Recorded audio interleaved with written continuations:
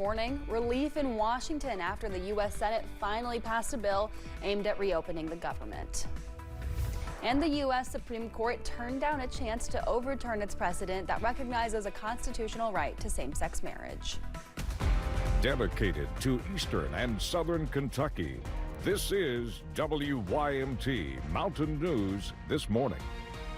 Good morning, Mountain family. I'm Amelia Lee here with you on this Tuesday, November 11th. It's 6 o'clock this morning, and we're ready for a check of that weather with Megan Dusmall. Megan, it is chilly outside, but it's a good night to watch Dancing with the Stars, especially for you. It is. Well, I mean, I'll be asleep when it airs live, but I will be watching it tomorrow morning. Yes, it is a cold day ahead, and we will thankfully be warming up as we head into the afternoon with high temperatures in the 40s. So let's break down that forecast so you can see what's going on in your neck of the woods. We're talking 20s this morning, 23 degrees in Hazard, 22 in Jackson, 19 degrees even as we're traveling towards Wise with those feels like temperatures in the teens for most of eastern Kentucky. As we head into the afternoon, though, we're looking at the low 40s, which is definitely cold for this time of year, as we should be in the upper 50s. But don't worry, we're going to stay nice and dry all day long. No chance of rain or snow in the forecast for your Tuesday.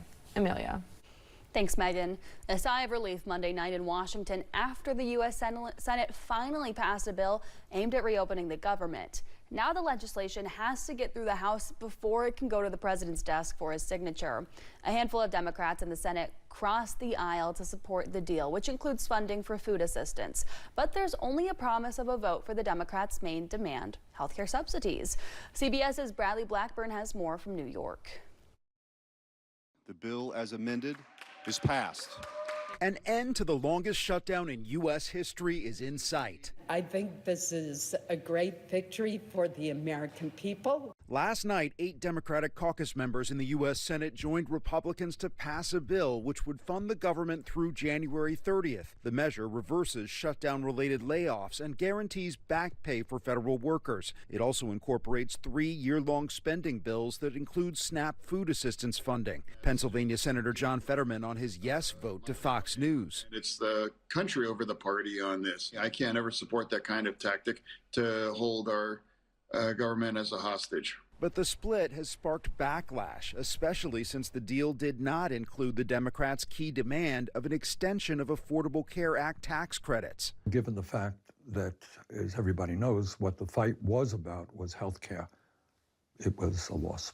Now some government workers are questioning if the shutdown was even worth it. What's the point if the subsidies were the issue and that's not a part of the negotiated plan? Senate GOP leaders say members are discussing the ACA with the promise of a vote sometime next month. But in the House, Speaker Mike Johnson has been non-committal. I do not guarantee the outcome of legislation or dates or deadlines or anything. The House is expected to take up the Senate's bill to reopen the government as soon as Wednesday. Bradley Blackburn, CBS News.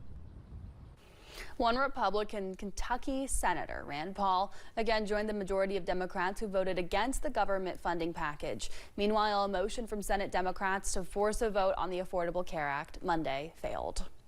At least 14 people were killed in a crash involving a UPS plane in Louisville. A half-mile debris field was left from that crash. Several surrounding businesses have been impacted. This includes Quantum Ink. The company manufactures printing ink and ships out an estimated 50,000 pounds of ink a day. But in the aftermath of the crash, they've had to send orders to other companies in other states.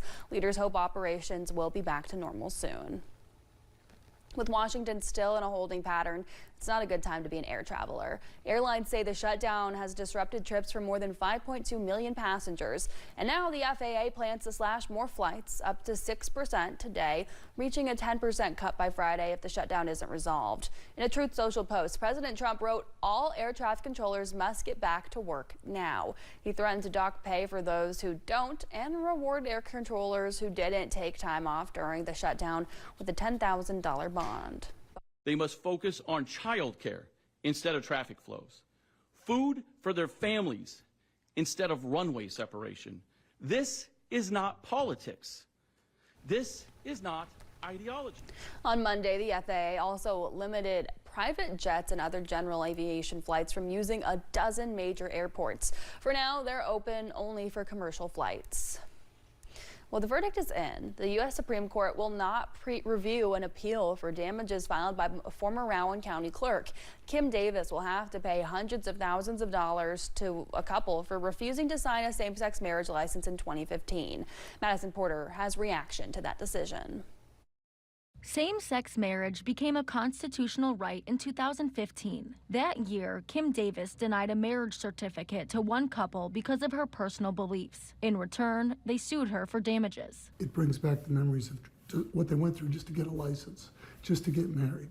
Attorney Michael Gartland wasn't surprised Davis's religious freedom claims weren't accepted by higher courts. It's been rejected at the trial court level, at the Sixth Circuit Court of Appeals, and it's not going to get reviewed at the Supreme Court. So those arguments have all been rejected. Davis's representation disagrees. She got accommodation that she asked for in 3 separate forms. They got the license. But the case continued as a vendetta against her faith, and now she is paying the price. The Liberty Counsel stood behind defense in this case. Founder Matt Straver says the Supreme Court's decision broke his heart, not just for Davis, but for his organization's continued fight to overturn same-sex marriage as a federal law. All because of a wrongly decided opinion that should never have existed. Straver believes the case could have opened the doors to giving the decision of same-sex marriage back to the states. It's a matter, in my view, of not if, but when Obergefell will be overturned, and we will be working with other cases to bring another case to the High Court to do just that. I think it's extremely unlikely that'll ever happen. This one was well grounded, this decision, in the Equal Protection Clause. In Lexington, Madison Porter, WKYT. Gartland plans to file for penalties against a Liberty Counsel lawyer for, quote, ridiculous objections to discovery that would uncover more about Davis's assets. An Iraq war veteran is pushing to recognize a fellow soldier with a Medal of Honor. 28-year-old Sergeant Marquise Quick of Alabama sacrificed his life to save his fellow soldiers in 2006 from a grenade attack. During the chaos of war, Daniel Pinion says he focused on his soldiers who survived. But 2 years ago, while researching a book he was writing, he kept coming back to Sergeant Quick's heroism. Pinion launched a campaign for Quick to receive the Medal of Honor. I sent a text message to probably my 20th phone number and got a reply. His name will forever be remembered as a hero. Pinion says it's the recognition Quick deserves for going above and beyond the call of duty, saving 3 lives at the cost of his own. If awarded, Sergeant Quick would join an elite group of 3,500 service members since 1861 who have been awarded the Medal of Freedom. Well, the Food and Drug Administration is taking action that it says will benefit millions of women going through menopause. FDA Commissioner Dr. Marty Makary announced yesterday the FDA is removing black box warnings for many menopause hormone therapy treatments.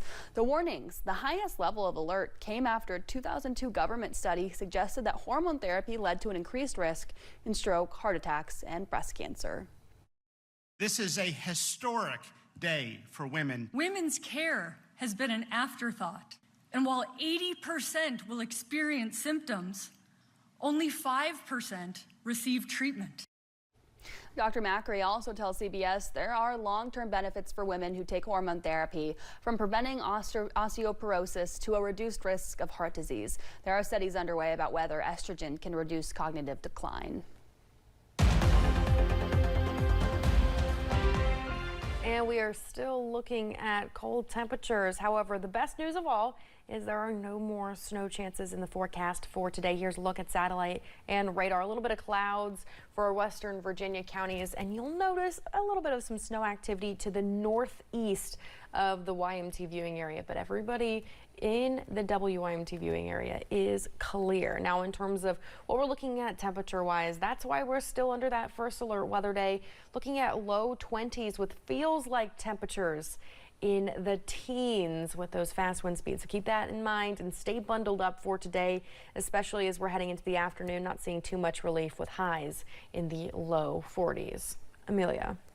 Thanks, Megan, and thank you for joining us on Mountain News this morning at 6:09. Coming up, a mall in Portland has never let the 90s leave, and that might have to do with one spandex neon-bearing fitness group.